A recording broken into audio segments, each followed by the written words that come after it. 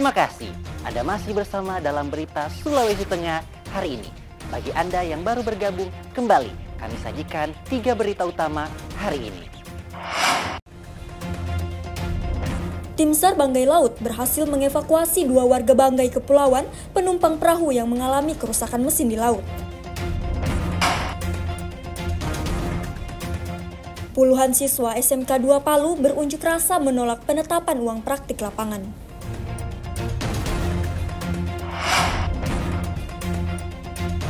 Puluhan satwa langka berkeliaran di jalan Trans Sulawesi mencari makanan.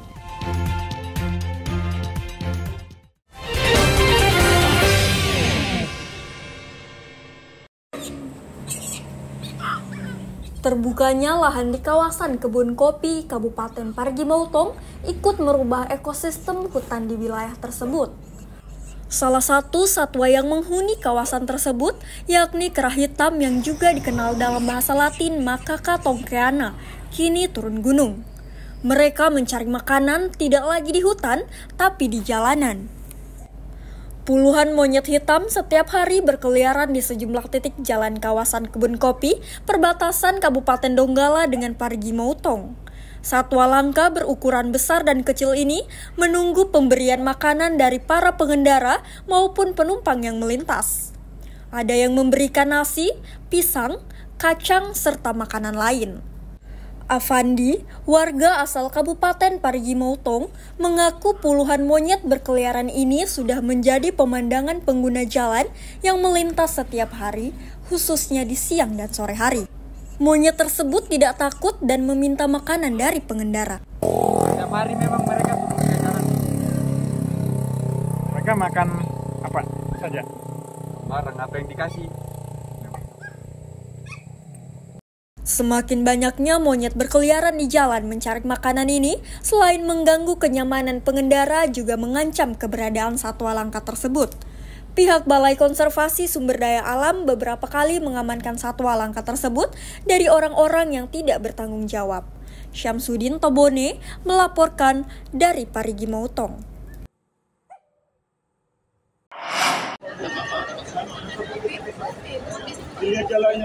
Para jemaah calon haji yang tergolong lansia, yakni usia mulai 60 sampai 95 tahun. Bahkan, dalam momen haji tahun ini, kantor wilayah Kementerian Agama Sulawesi Tengah mengangkat tema ramah lansia. Para petugas haji dipastikan memberikan pelayanan yang maksimal, khususnya bagi para jemaah calon haji lansia. Bahwa tema yang diangkat oleh Kementerian Agama, ramah lansia ini memberikan komitmen atau memastikan kepada mereka-mereka yang kebetulan masuk pada kategori lansia itu, yang praktis mereka punya fisik yang sudah agak menurun, maka memastikan kami petugas-petugas itu akan melayani mereka dengan maksimal. Beberapa lansia yang berangkat haji tahun ini mengikuti program prioritas lansia, seperti Fatima, jemaah calon haji tertua asal kota Palu yang kini berusia 92 tahun. Dirinya didampingi anaknya menjalankan ibadah di Tanah Suci dan tergabung dalam kloter BPN 12. Adapun jemaah calon haji tertua Sulawesi Tengah adalah Bakir yang berangkat haji di usia 95 tahun. Ia merupakan jemaah asal Desa Wosu, Kecamatan Mungku Barat, Kabupaten Morowali. Ribuan jemaah calon haji Sulawesi Tengah sendiri mulai diberangkatkan ke embarkasi Balikpapan. Keberangkatannya berangsur-angsur dari asrama haji ke Bandara Mutiara Sis Al Jufri Palu dari kloter BPN 8 hingga kloter BPN 14 sejak 24 hingga 31 Mei. Syahrul Cahya melaporkan dari Palu.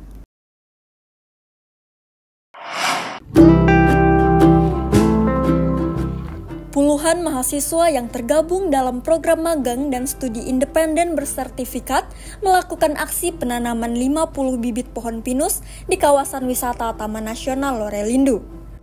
Aksi mahasiswa tersebut sekaligus merupakan bagian dari peluncuran destinasi wisata vegetasi di Lembah Lore. Dengan antusias, para mahasiswa yang berasal dari berbagai provinsi di Indonesia ini menanam satu persatu bibit pohon pinus. Mereka menggunakan area seluas 1,5 hektar di lokasi yang masih merupakan bagian dari kawasan Taman Nasional Lore-Lindu. Lokasi tersebut juga menjadi destinasi wisata favorit. Ketua Panitia Angel Adelia Sihombing mengatakan aksi penanaman pohon pinus tersebut sebagai bagian dari program peluncuran wisata vegetasi di Lembah Lore, Kabupaten Poso.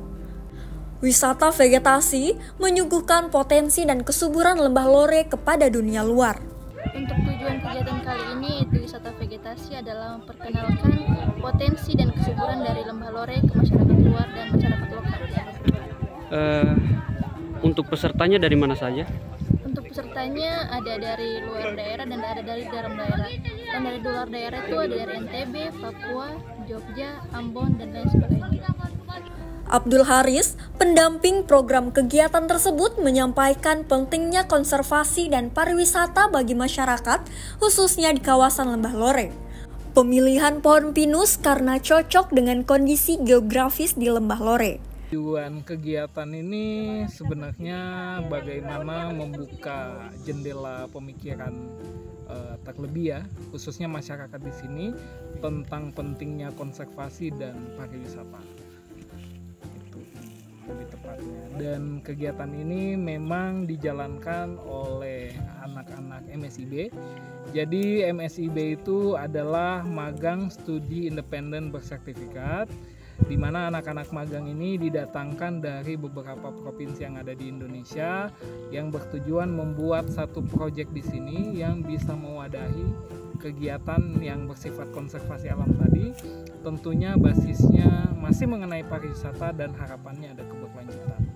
Aksi mahasiswa ini mendapat apresiasi dari pemerintah Kabupaten Poso. Sekretaris Camat Lore Piore, Agustinus Kabi, menilai kegiatan mahasiswa tersebut sangat positif karena membuat lahan yang tadinya gersang menjadi hijau.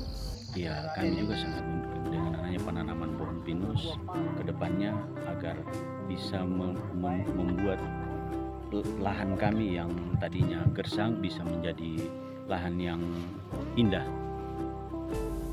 Para mahasiswa berharap melalui wisata vegetasi ini bisa membantu mengangkat potensi yang ada di Lembah Lore.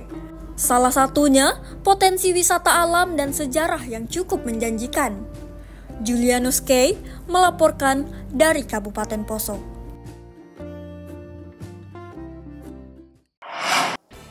Informasi tadi mengakhiri seluruh rangkaian berita Sulawesi Tengah hari ini.